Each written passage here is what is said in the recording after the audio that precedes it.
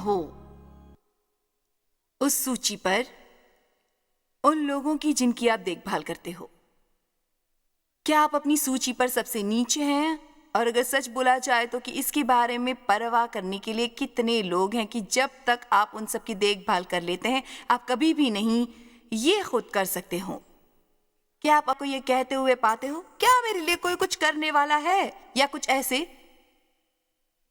मैं यहाँ पर सारा काम करता हूं और कोई भी मेरी तारीफ नहीं करता।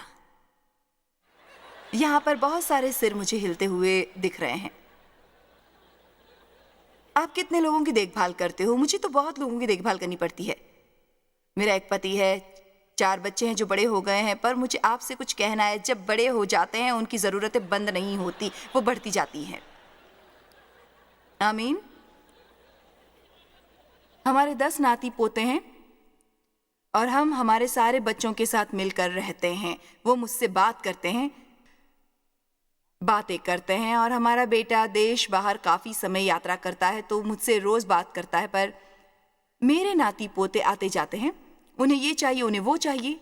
आपको पता है, इस बच्चे को उसके साथ नहीं जाना, उस बच्चे को इसके साथ नहीं जाना। मेरी माँ 87 की है और मेरी मौसी जो 83 साल की है, जिनकी जिम्मेदारी मेरी ही है।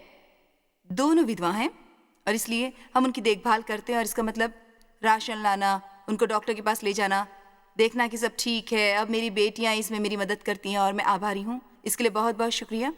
हमारे 749 कर्मचारी हैं, हमारे 13 विदेशी दफ्तर हैं। आपको पता है, मेरी सूची तो चलती जाती है। मैं आपको इम्प्रेस नहीं कर रही हूँ, मैं बस ये कह रही हूँ कि मुझे पता है आपको कैसा लगता है अगर आपके पास लोगों की लंबी सूची हो जिनकी जिम्मेदारी आप पर है।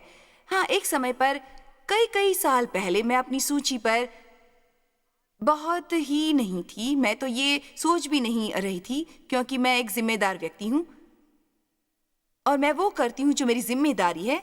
अगर आपकी देखभाल नहीं करते हो, और मैं चाहती हूँ कि आप ध्यान से सुने कुछ बातें जो मैं कहती हूँ, कुछ तो बस एक ही वाक्य है जिसे आपको सुनना होगा। अगर आपकी देखभाल नहीं करते हो, आप उस मुकाम पर पहुंच जाओगे जहां आप दूसरे की भी देखभाल नहीं कर पाओगे, जहां शारीरिक तरीके से नहीं कर सकते हो, मानसिक तरीके से नहीं कर सकते हो,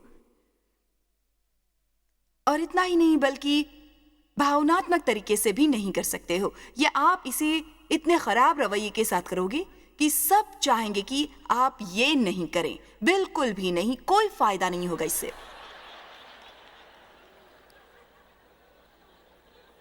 अपनी देखभाल करना स्वार्थी नहीं है, ये समझदारी है। मैं ये भी सिम्पसन नाम के व्यक्ति द्वारा लिखी गई किताबें पढ़ती हूँ जो 100 साल पहले परमेश्वर के पास चले गए थे, पर वो बहुत कुछ कहते हैं जो मुझे पसंद है। पर कुछ समय पहले मैंने ये पढ़ा था और उन्होंने कहा, मित्राचार्य स्वयं पर नियंत्रण है, सच्चा स्वयं से प्रेम है। अब ये एक अद्भुत बात है ना? अनुशासन एक सच्चा स्वयं से प्रेम है। तो आप आपके अनुशासित जीवन के लिए, ये दिखाने के लिए कि आप स्वयं से प्रेम करते हो, और इसके पहले कि आप सोचें, अरे 1 मिनट रुको, मुझे अपने आप से प्रेम नहीं करना है। हाँ, आपको करना है। अगर आप खुद से प्रेम और अपनी कीमत नहीं देखोगे तो आप उसे प्रेम और उसकी कीमत नहीं जानते जिसे परमेश्वर ने बनाया है। उन्होंने आपके लिए कीमत चुकाई है। अनुशासन ही सच्चा स्वयं से प्रेम है, और अपने सच्चे हित के बारे में सही तरीके से सोचना आपका उतना ही कर्तव्य है जितना कि दूसरों के हित की देखभाल करना। मुझे लगा ये एक लाजवाब बात है। यह आपका इतना ही कर्तव्य है कि आप खुद भी देखभाल करें अपनी, जितना बलिदान आप करते हो और पहुंच पाते हो दूसरे लोगों तक। मसीह होते हुए मैं कई बार सोचती हूं, हम एक तरफ गड्ढे में गिर जाते हैं या दूसरी तरफ हम या तो स्वार्थी या खुद में घुले हुए मसीही जो कलीसिया में जाते हैं और अपना समय देते हैं, पर हम सबके सामने ऐसा जीवन प्रतीत नहीं करते। हम दूसरे के लिए कुछ नहीं कर रहे हैं, हम किसी और के जीवन के लिए कर रहे हैं। और मैं महान बनकर प्रचार कर रही हूँ प्रेम और दूसरों की तरफ जाने के लिए, और गरीबों की मदद करना और ज़रूरतमंदों की मदद करना और अपने बारे में नहीं सोचना। मैं बस सदा के लिए इस पर प्रचार करके खुश रहूं, पर मैं परमेश्वर के वचन की पूरी अनुभूति चाहती हूँ। और इन सब के बीच में आपके अपने लिए भी कुछ चीजें करनी हैं, और अगर आप ना करें तो आप संतुलित नहीं रहोगे और आप नाखुश रहोगे। और एक नाखुश मसीही से बुरी चीज कुछ नहीं होती, क्योंकि हमें होना है सबसे खुश लोग इस दुनिया के अंदर। आपसे उतना प्रेम करना उतना ही कर्तव्य है जितना दूसरे लोगों से प्रेम करना। तो मुझे लगता है किसी भी तरीके से हम गड्ढे में घुस ही जाते हैं। हम या तो खुद में घुले हुए हैं, या और हम हमारे अलावा किसी और के बारे में नहीं सोचते हैं। हमें ध्यान में नहीं आता कि किसी और के लिए कुछ करें, या हमें आखिर में संदेश मिल जाता है मुझे एक बलिदान देना है, खुद को भूलना है। एक वचन है जो कहता है आपने खुद को भूल जाना है, पर आप इस संदर्भ से बाहर नहीं निकल सकते हो। तो अब मैं अपने लिए कुछ नहीं करूंगा, मैं सब कुछ करूंगा दूसरों के लिए। तो यहाँ पर आप एक खुद में घुले हुए बेहुदा मसीही हैं, हो सकते हो, और यहाँ पर आप हो सकते हो बलिदान करने वाले मसीही। पर वो जिसका रवैया धार्मिक हो और नापसंद करता हो, वो सब कुछ वो जो करते हैं, और सब कुछ एक उदाहरण में नहीं। आप अपनी कलीसिया में कुछ करने लगते हैं और जल्द ही उन्हें पता चल जाता है कि आप कुछ चीजें करने वाले हैं। फिर अचानक लगता है कि हर बार कुछ न कुछ करने के लिए फिर आप ना नहीं कह पाते हैं, और कुछ 3 या 4 साल बाद आप कड़वे और गुस्से वाले हो जाते हैं। और जब आप कड़वे और गुस्से वाले हो जाते हैं, फिर आप शुरू करते हो सबसे रवैया बदलना। आप गुस्सा करते हो, ये बहुत ही गलत बात है। आप किसी से ढंग से बात नहीं करते, आप किसी से प्यार से पेश नहीं आते, और ये हमेशा होता रहेगा। अगर आप अपना रवैया नहीं बदलेंगे, आप इनसे ना नहीं कह पाएंगे। आपको अब कुछ भी पसंद नहीं है, और ये आपका कसूर है, क्योंकि आपको अपने जीवन में संतुलन रखना था और कहना था, पता है क्या? आमीन। मत्ती 22:37 से 39। लोग यीशु से पूछ रहे थे, सबसे बड़ी आज्ञा क्या है? उन्होंने कहा, सबसे बड़ी आज्ञा है, तू परमेश्वर अपने प्रभु से अपने सारे मन और अपने सारे प्राण और अपनी सारी बुद्धि के साथ प्रेम रखा। बड़ी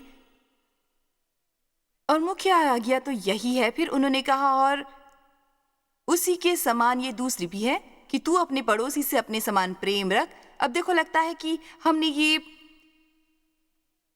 हिस्सा नहीं देखा, अपने समान प्रेम रखा। मैंने कभी भी किसी को ये वचन कहते हुए नहीं सुना कि जिस तरह मैं आज कह रही हूँ। मेरा मतलब, मैं अभी तो हूँ, लेकिन कई साल पहले जब तक मैं कलीसिया में रही हूँ, मैंने हमेशा वो हिस्सा सुना था कि परमेश्वर और अपने पड़ोसी से प्रेम रख, पर वैसा जैसे अपने से है। तब उसका मतलब कुछ और दिया गया था। ये जैसे, ठीक है, आप खुद से प्रेम करते हो तो आपको इतना तो करना है कि दूसरों से उतना ही प्रेम करें जितना खुद से करते हो। पर मुझे नहीं लगता इसका ये मतलब है। मैं मानती हूँ परमेश्वर हमें जिम्मेदारी दे रहा है 3 संबंधों में, और बाइबल तो संबंधों के बारे में है। ये परमेश्वर से हमारे संबंध के बारे में है, लोगों के साथ हमारे संबंध, और सबसे जरूरी ये हमारे खुद के साथ। अगर आप खुद से प्रेम नहीं करते तो किसी और से प्रेम नहीं कर सकते, कभी भी नहीं। ये नामुमकिन है, ये तो संभव ही नहीं है। पता है क्यों? क्योंकि आप वो दे नहीं सकते जो आपके पास नहीं है। अगर आपके पास प्रेम नहीं है, खुद की कीमत नहीं है, अगर आप अपनी मूल्य नहीं जानते हो, तो आप किसी और का मूल्य कैसे जान सकते हो? अगर आप खुद का सम्मान नहीं कर सकते, तो आप दूसरों का सम्मान कैसे कर सकते हो? नहीं कर सकते। संभव वो देना मेरे लिए जो मेरे पास नहीं है। मेरे पास पानी का ग्लास है यहाँ पर, तो अगर आप कहते हो मुझे थोड़ा पानी दो, मैं कर सकती हूँ, पर अगर मेरे ग्लास में पानी नहीं, तो मैं कैसे आपको पानी दूंगी? मैं नहीं दे सकती, ये नामुमकिन है। और कई सालों तक मैं एक प्रेम करने वाली व्यक्ति थी, और मुझे पता न था कि मेरी समस्या क्या है, क्योंकि मैं चाहती थी कि मैं पूरे मन से वचन का पालन करूं, दूसरों से प्रेम करूं। मैं असफल होती रही, और आखिर में मैंने जाना कि मैं खुद से प्रेम नहीं करती। मैं दूसरों की तरफ प्रेम कैसे रखूं? मैं कठोर थी, सख्त दिल थी, दोषदर्शी और चतुर। मैं प्रेम नहीं कर सकती थी दूसरे व्यक्ति। मैंने अभी तक परमेश्वर के प्रेम को पाया नहीं था। मैं खुद पर कठोर थी। अगर आप अपने आप पर बहुत कठोर होते हो, आप दूसरे पर भी कठोर रहोगे। दूसरों पर अगर आप अपने आप से पूर्णता मांगोगे, तो आप दूसरे से भी पूर्णता मांगोगे। तो अगर आपने ये कभी न किया हो, तो आपको अपनी छोटी सी जिंदगी में ब्रेक लेना होगा, और आपको नीचे तक जाना होगा। आपका खुद के साथ संबंध कैसा है? आप खुद को पसंद करते हो? आप खुद के लिए कुछ करते हो? क्या आप अपनी सही जरूरतों को पूरा करते हो बिना बुरा माने? कभी हम खुद के लिए कुछ भी कर लेते हैं तो हमारा भीतर एक राक्षस है, हमें बुरा महसूस कराता है कि हमने ये किया और हमने ये क्यों किया। हाँ, तो तुम वो वैसा दे सकते थे, तुम एक और झुमके की जरूरत नहीं थी, तुम ये कर सकते थे, तुम्हें वो करने की जरूरत नहीं थी, तुम ये कर सकते हो। तुम उस सोफे पर पड़े फिल्में देख रहे हो, तुम्हें वहां बैठना चाहिए, तुम्हें यहाँ नहीं बैठना चाहिए, तुम्हें उनकी मदद करनी चाहिए, अपनी नहीं। तुम उनकी मदद क्यों नहीं करते? चलो मैं सही कह रही हूं, है ना?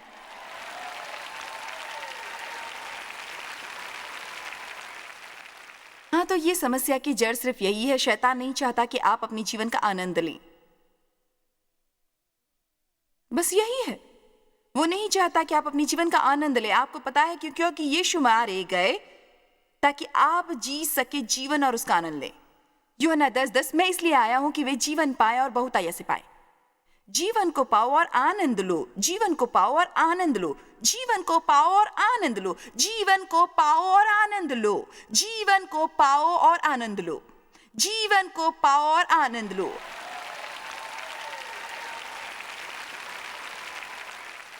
हम इस ग्रह पर इसलिए नहीं आए कि हम जगह लें और सांस लें। इससे कुछ भी अच्छा नहीं होगा अपने बच्चों में। और मुझे पसंद है कि वो एक दूसरे के साथ मजे से रहे। हम नहीं सोच पाते कि परमेश्वर ये कितना पसंद करते हैं, हम जब एक दूसरे के साथ मजे से रहते हैं और खुद मजे से रहते हैं। मुझे नहीं लगता कि कोई एक अच्छी सी हंसी को पसंद करता है जितना कि परमेश्वर करते हैं। उन्होंने मजे बनाए हैं, उन्होंने हंसी बनाई, उन्होंने आनंद बनाया। शैतान है जो दुविधा लेकर आया और कमीनापन और उदासी और मंदी और निराशा और हताशा और गुस्सा और माफ न करना। वो आता है मारने के लिए, चोरी करके बर्बाद करने के लिए। पर यीशु ने कहा है, मैं आया हूं कि आप जीवन पा सके और आनंद लें।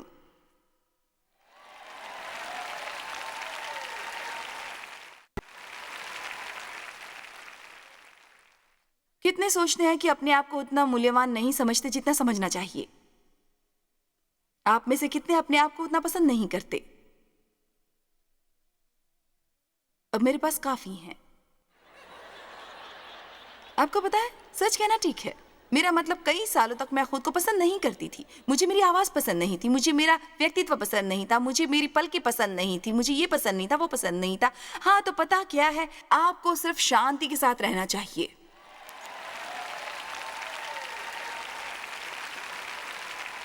मेरा मतलब आपको सीखना होगा उसके साथ संतुष्ट रहना जो है और उसका सबसे बढ़िया इस्तेमाल करो। और अगर सुधार सको, आमीन, सुधार सको। पर अगर आप इसके साथ सुधार ला सकते हो, लाओ। कितने लोग जो टीवी देख रहे हैं जो यही सोचते हैं कि ओह, ये मिजाज कैसा है, ओह ये तो नहीं हो सकता, ये कैसा मिजाज है। आप इन्हें सही कारण के लिए नहीं कर रहे हो और आपको इनाम नहीं मिलेगा। मेरे लिए कब कोई कुछ करने वाला है? हाँ, जब आप सुनेंगे अपने आप को कहते हुए, आप क्यों नहीं करते हो, मैं अपने लिए कुछ करने वाला हूं, मैं। ठीक है, अब सुनिए, ये बहुत ही जरूरी है कि आप समझें। किसी और को आपके खुश करने का काम मत दो, कभी भी नहीं।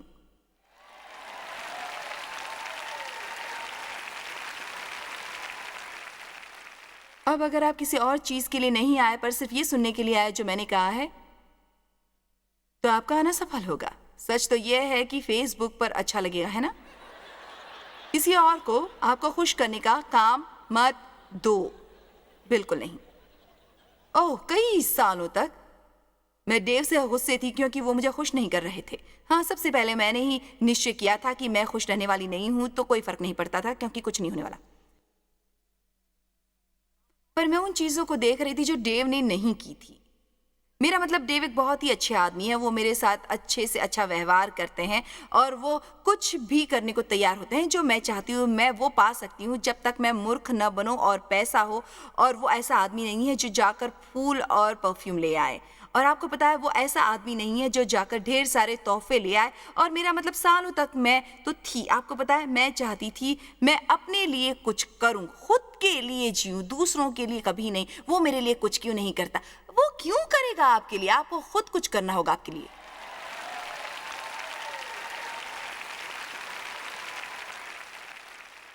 चलो, अभी अब बढ़ने का समय है और दूसरों को हमें खुश करने की जिम्मेदारी नहीं देनी है। ठीक है, शायद यही चीज डेव को ठीक से मालूम नहीं थी, पर बाकी 99 चीजों में वो बेहतरीन है। तो एक ही चीज पर ध्यान क्यों देना जो कोई करना चाहता है, उन सब चीजों पर ध्यान क्यों न देना जो अच्छे हैं। देखो, वो एक सीधी सी सोच है। अच्छे लोग अच्छा ही सोचते हैं, अच्छा ही करते हैं, और बुरे लोग बुरा सोचते हैं, बुरा करते हैं, कभी अच्छा नहीं करते। और मेरा मतलब है शायद सच है, पर वो नहीं समझता। पता है, पुरुषों को इसकी पूरी भावनाओं का पता नहीं होता कि हम क्या सोचती हैं। हम खुश होती हैं और अंदर ही अंदर सोचती हैं, मुझे ये पसंद नहीं है, पता नहीं उसने ये क्या सोचकर मेरे लिए लाया। मैं बता रही हूँ, मेरा जीवन अचानक बदला। मेरे आनंद का स्तर यहाँ नहीं, थोड़ा ऊपर उठा, ऊपर चला गया जब मैंने किसी और को मुझे खुश करने की जिम्मेदारी देनी बंद कर दी और निर्णय लिया, मैं खुश रहूंगी, मैं अपने लिए चीजें करना चाहूंगी जो मुझे खुश करती हैं, वो मैं करूंगी, एक असंतुलित तरीके से नहीं। मैं इसके लिए बहुत चीजें करती हूँ। मुझे दान पसंद है, मुझे ये करना बहुत अच्छा लगता है, लोगों की मदद करना पसंद है, मुझे ये देखना पसंद है जो लोगों को चाहिए और उन जरूरतों को पूरा करना। पर मैंने ये देखा कि मैं कड़वी और गुस्से वाली हो रही थी। ये तो ऐसे था जैसे कि मेरा क्या होगा, मेरा क्या होगा, मेरा क्या होगा, मेरा क्या होगा, मेरा क्या होगा। किसी के कहने से पहले ही मैं ये कर देती हूँ। मेरा मतलब, मैं वो पुराना गीत बड़ी देर तक गाती रही। परमेश्वर ने कहा होगा नहीं, पर है नहीं, मुझे ये नहीं सुनना है। मेरा क्या होगा, मेरा क्या होगा। मेरे लिए कुछ करने वाला नहीं है। हाँ, मेरे पूरे हफ्ते बहुत काम करने हैं और ये ठीक है। हम घर जाते हैं, आपको पता है, देव बाहर जाते हैं और गोल्फ खेलते हैं और मैं घर पर अकेली रहती हूँ कुछ करने के लिए। पर मेरा क्या, इसकी परवाह नहीं है। मैं अब आप में से किसी, कोई भी इतना शक्तिशाली नहीं। मेरा मतलब, शायद यहाँ पर आज एक गलत समूह आया है, पर पता है, शायद एक ही व्यक्ति है जो टेलीविजन देख रहा है जिसे मेरे संदेश की जरूरत है। पता है क्या, मुझे लगता है कभी हमें पता है कि हम खुद के लिए कुछ कर सकते हैं, पर हम उस बड़बड़, चिड़चिड़, शिकायत, बुरे व्यवहार की आदत लगा चुके होते हैं, एक शहीद का रवैया और बेचारा मैं वाला रवैया कि हम सच में खुद को और बेहतर बनाना नहीं चाहते। तो हम बैठे रहते और कहते हैं, हाँ तुमने मेरे लिए किया ही क्या है, ये मैंने किया, वो मैंने किया, तुमने कुछ नहीं किया। ये पूरा मामला गलत होता है। हमें खुद अपने लिए कुछ करना होता है, तभी हम खुश रहेंगे, तभी हम दूसरों को खुश रख पाएंगे।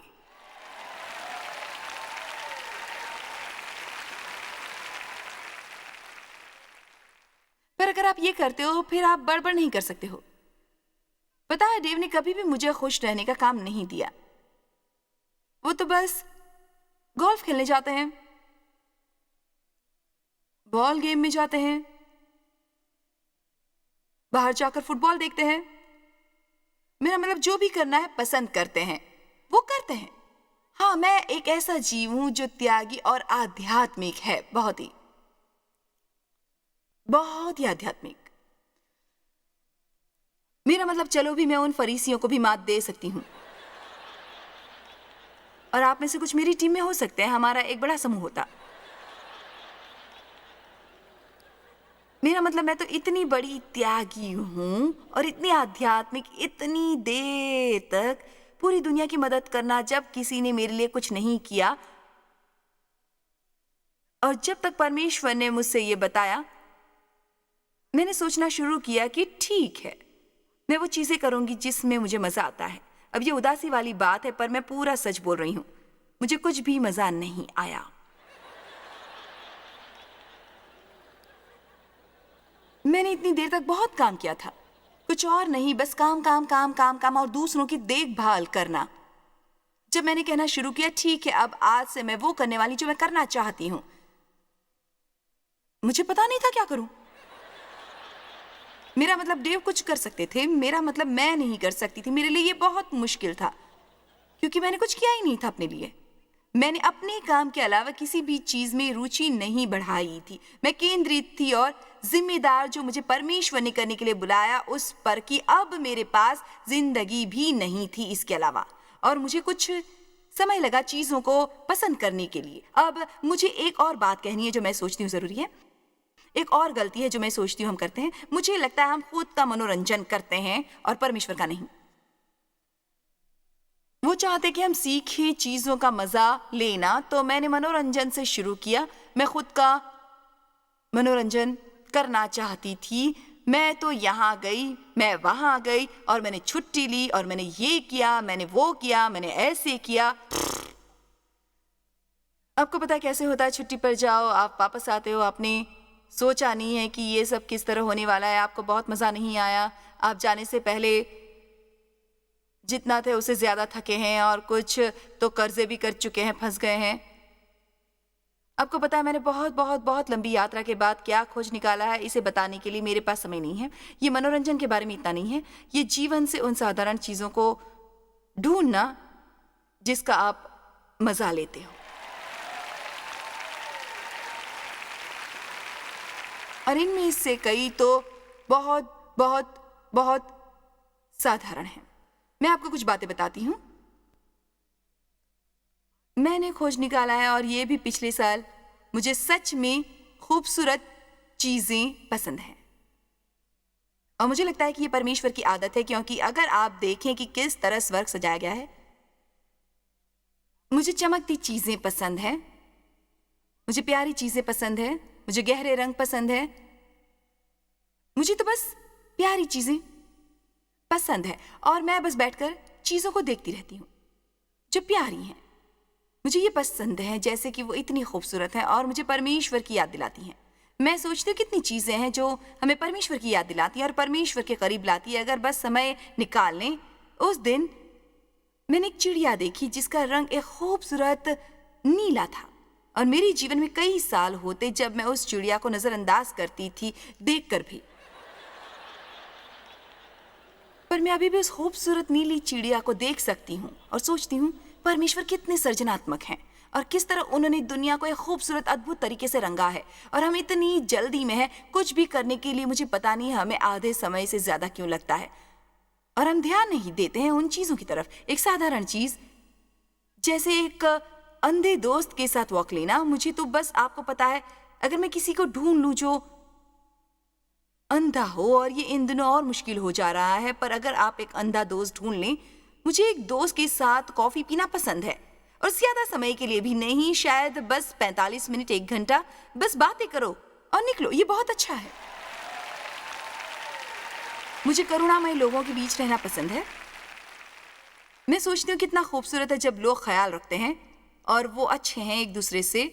हमेशा उन लोगों के बीच रहो जिनसे आप सीख सकते हो, उन लोगों के बीच मत रहो जो आपको थका देते हैं। उन लोगों के बीच रहो जिनसे आप सीख सकते हो, लोग जो आपको चुनौती देंगे कि आप ऊपर बढ़ें। मुझे एक अच्छी फिल्म पसंद है। मुझे आराम करना बहुत अच्छा लगता है। नहीं, अगर आपको आराम करना पसंद नहीं है तो बस और बूढ़े होने का इंतजार करो और बूढ़े हो जाओ। देव और मैं रात को हमारे घर में बैठे रहते हैं और जब हम घर पर होते हैं और तो बस ऐसे, मेरा मतलब मैं 35 सालों तक पूरे ग्रह पर दौड़ भाग कर रही हूँ और कहीं पर रहना, एक हफ्ते यहाँ, दूसरे हफ्ते वहाँ, एक रात यहाँ, एक रात वहाँ, बस काम काम काम और कुछ नहीं। अब आराम कर रहे हैं, ये तो स्वर्ग जैसा लगता है।